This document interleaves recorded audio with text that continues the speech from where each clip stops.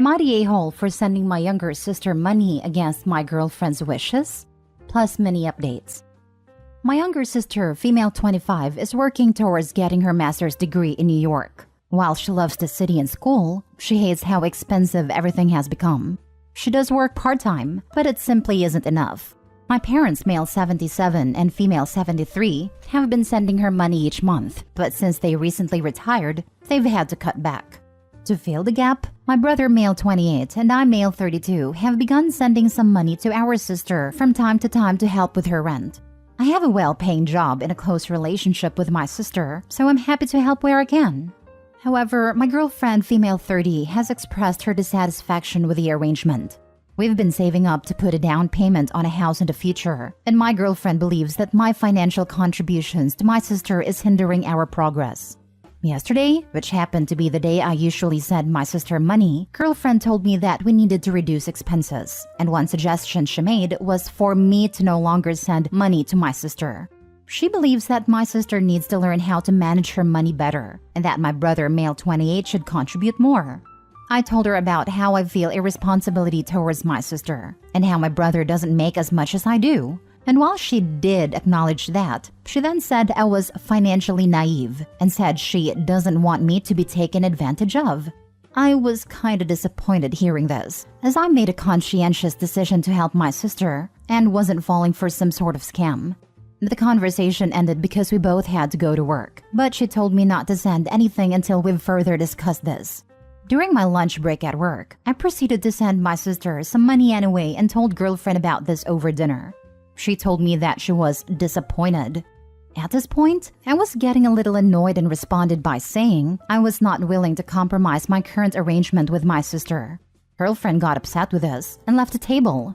Am I the a-hole? Edit. I make about 15.5k a month and have been putting away 4 to 6k each month towards a future house. Girlfriend makes about 7k a month, currently saves around 1k a month for the house. She said she'll contribute more once her student loans are paid off.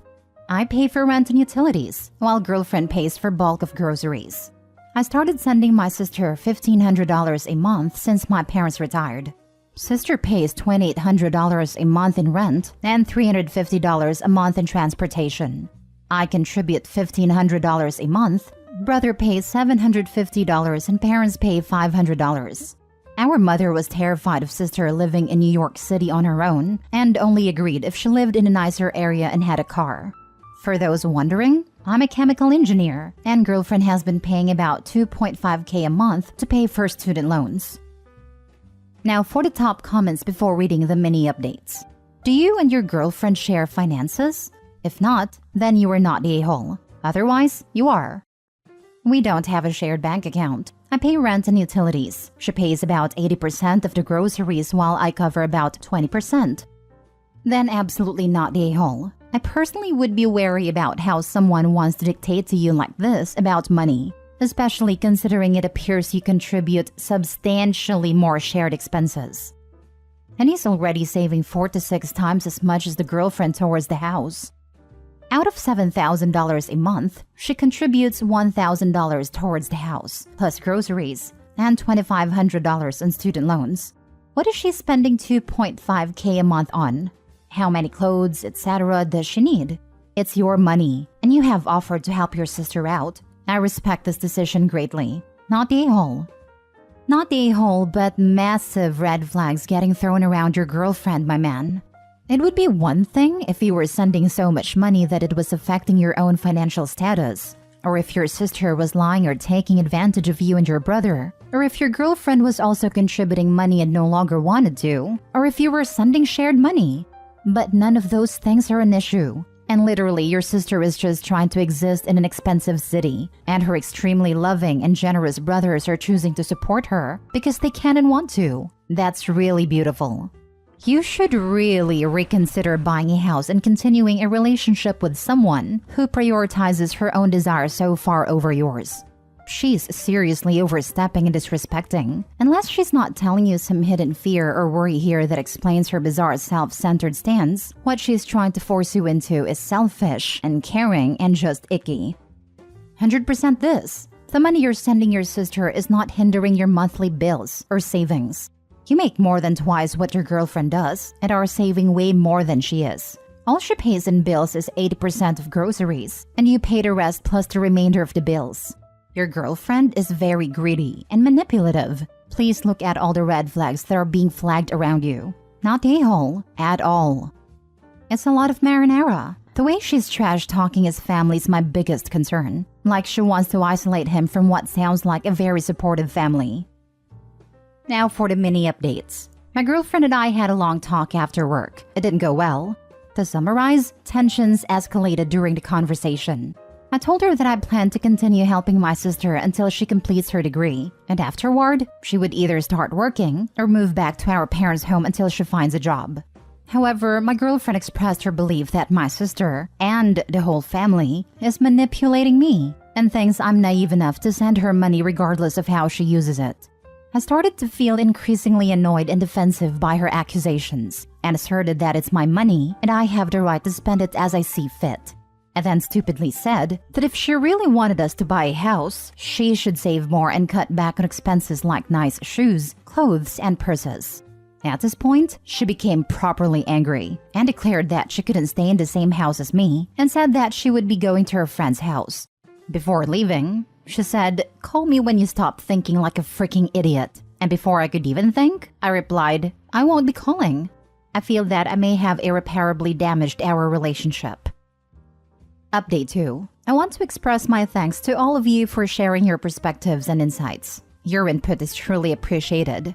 Following the fight with my girlfriend, I reached out to my brother to confide in him about what happened. His take was pretty optimistic. However, he advised me to stand firm in my position, while also remaining open to fully hearing out my girlfriend and considering the possibility of reconciliation.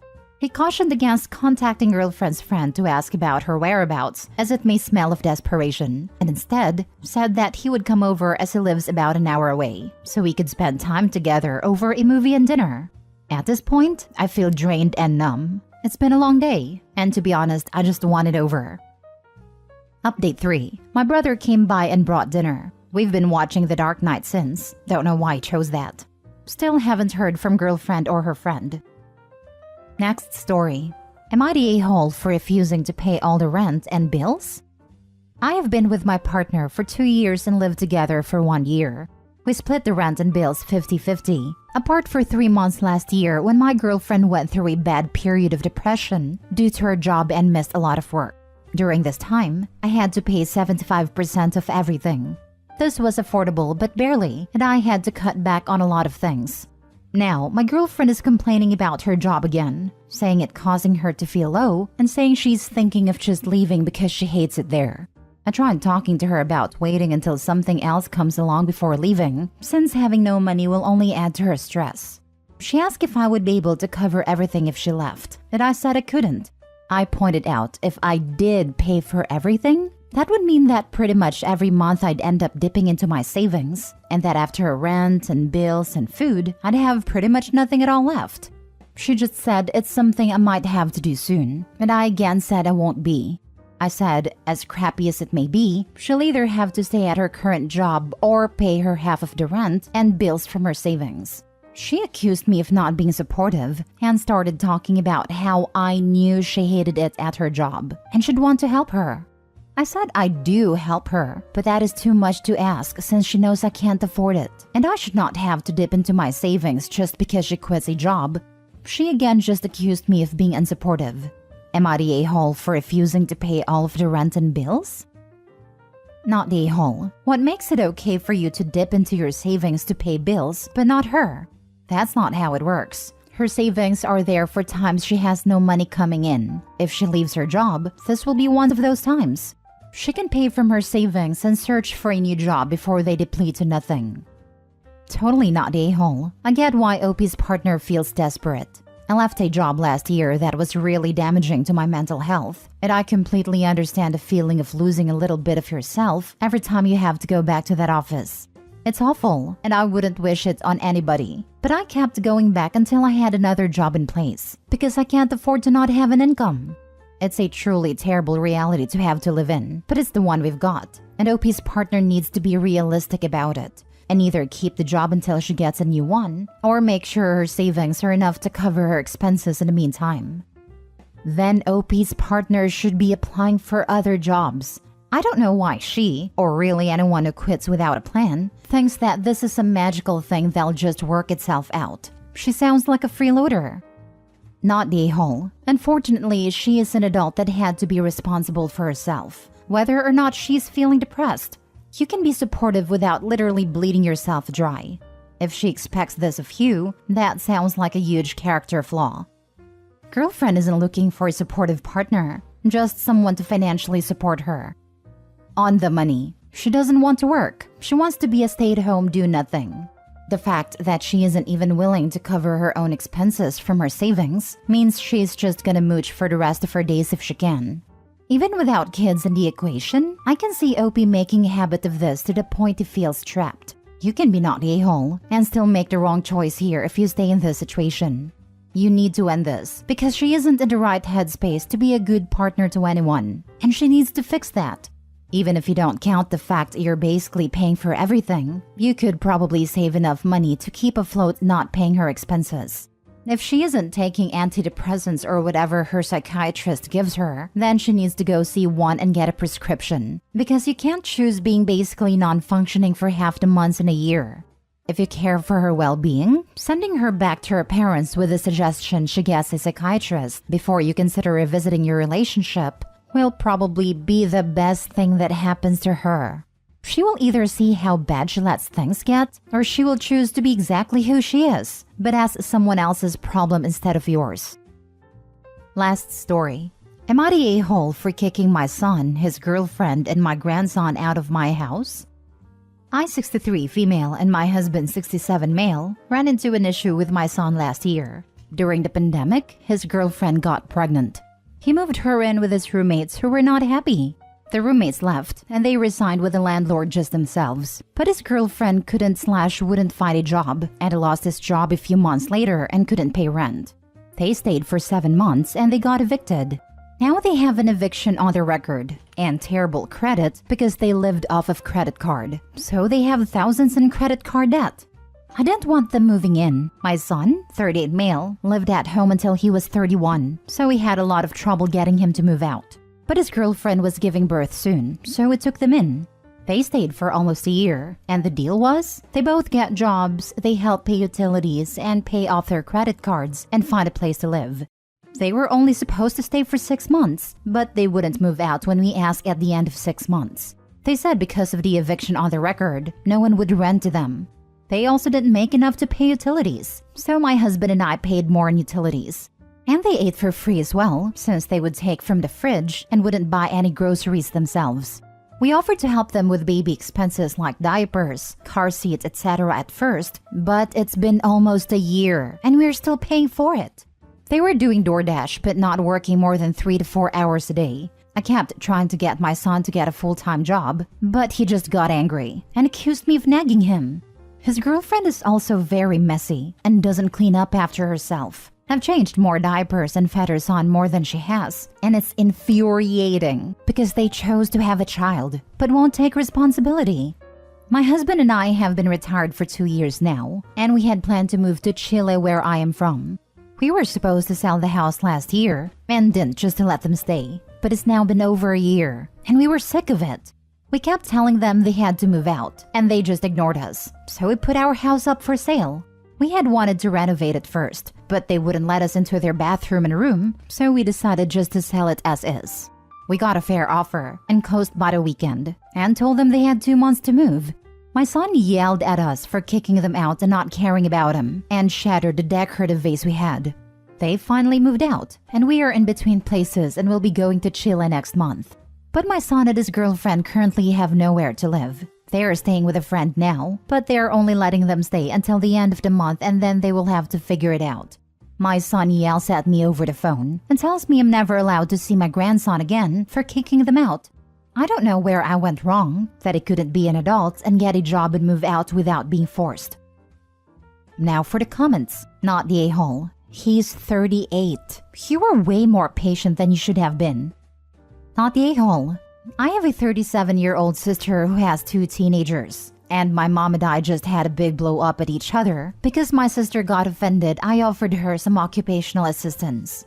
That being said, you two also are the main cause of this whole thing. Did you enable him until he was 31 living with you? Did he help with bills then?